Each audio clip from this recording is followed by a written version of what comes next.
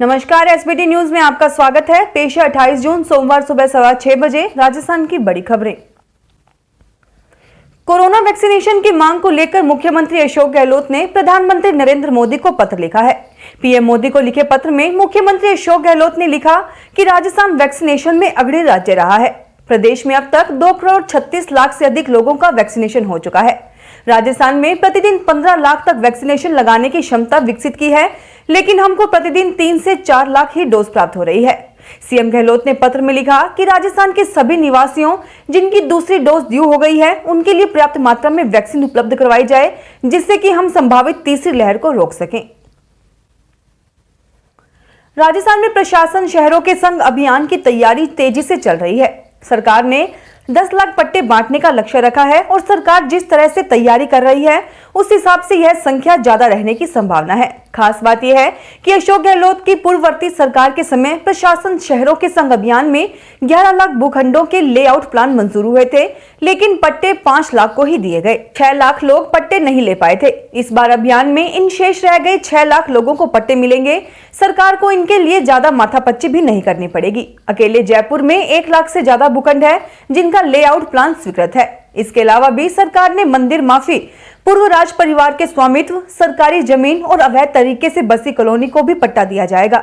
ज्यादातर शहरों में पुरानी आबादी को आज भी पट्टों का इंतजार है। भाजपा के राष्ट्रीय महामंत्री और राजस्थान प्रदेश प्रभारी अरुण सिंह ने साफ किया कि आगामी विधानसभा चुनाव में बिना सीएम के चेहरे की चुनाव मैदान में उतर सकती हैं। उन्होंने कहा कि 1-2 को छोड़कर अधिकांश राज्यों में सीएम फेस प्रोजेक्ट नहीं किया गया है। चुनाव परिणाम के बाद संसदीय बोर्ड ने मुख्यमंत्री का नाम तय किया है। उन्होंने कहा कि प्रधानमंत्री नरेंद्र मोदी का चेहरा सबसे बड़ा है। मोदी के नाम व चेहरे पर पार्टी चुनाव जीत रही है और आगे भी जीतेंगे। ऐसे में जरूरी नहीं कि किसी नेता को मुख्यमंत्री के रूप में प्रोजेक्ट किया जाए। राजस्थान के शिक्षा राज्य मंत्री गोविंद सिंह डोटासरा ने कहा कि कोरोना का संक्रमण कम होने या 18 वर्ष से कम उम्र के बच्चों के लिए वैक्सीन उपलब्ध होने या कोरोना का संक्रमण कम होने पर ही प्रदेश के स्कूल या कॉलेज खोले जाएंगे। उन्होंने कहा कि सरकार की पहली प्राथमिकता बच्चों को कोरोना के संक्रमण से बचाने की है, जिसे लेकर सरकार लगातार समीक्षा भी कर रही है। जब सरकार को लगेगा कि संक्रमण का खतरा नहीं है, तभी स्कूल व कॉलेज खोले जाएंगे।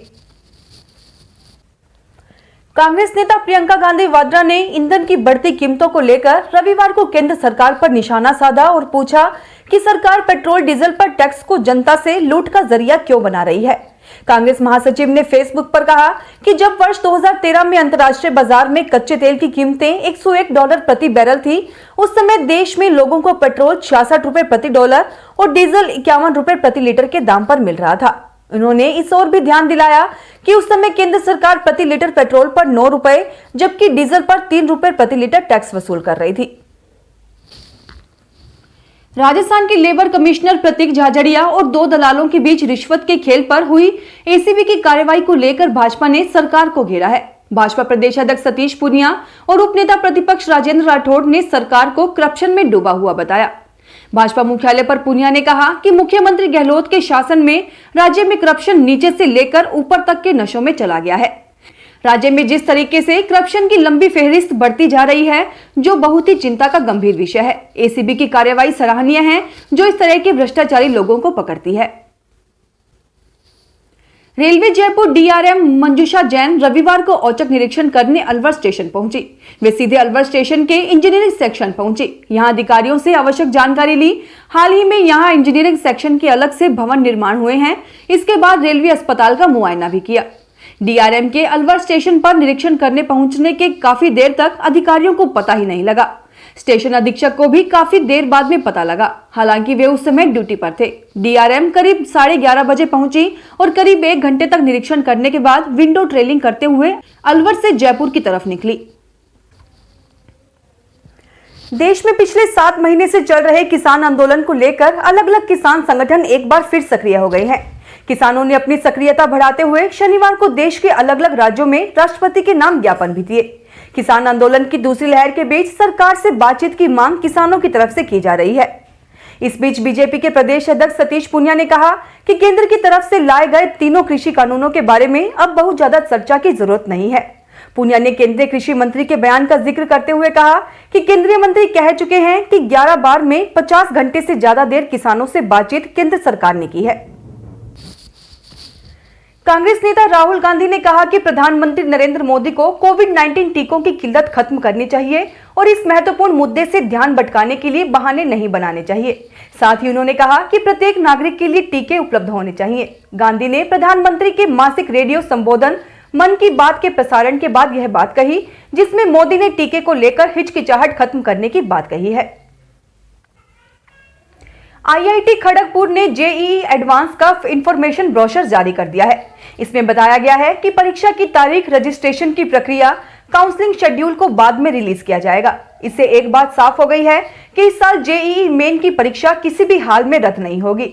राजस्थान में जेईई एडवांस की परीक्षा 9 शहरों में होगी। इसमें अजमेर, अलवर, बीकानेर, जयपुर, जोधपुर, कोटा, सीकर और श्रीगंगानगर और उदयपुर शामिल हैं। राजस्थान सरकार को इस साल अप्रैल, मई और 23 जून तक मुद्रांक एवं पंजीयन विभाग से 914 करोड़ रुपए का राजस्व मिल चुका है। यह राजस्व साल 2020-21 कोरोना की पहली लहर के समय की तुलना में करीब 445 करोड़ रुपए अधिक है, जबकि साल 2019-20 की तुलना में 26 करोड़ 61 लाख रुपए कम है। राज्य सरकार ने इस साल मुद्रांक एवं पंजीयन विभाग ने राजस्व का लक्ष्य 61 करोड़ रुपए रखा है, जिसके मुकाबले अब तक 15% राजस्व आ चुका है। फिलहाल इस बुलेटिन में इतना ही। फिर हाजिर होंगे और बड़ी खबरों के साथ। एसबीटी न्यूज के वीडियो देखने के लिए हमारे चैनल को सब्सक्राइब करें और नोटिफिकेशन पाने के लिए बेल आइकन को प्रेस करें।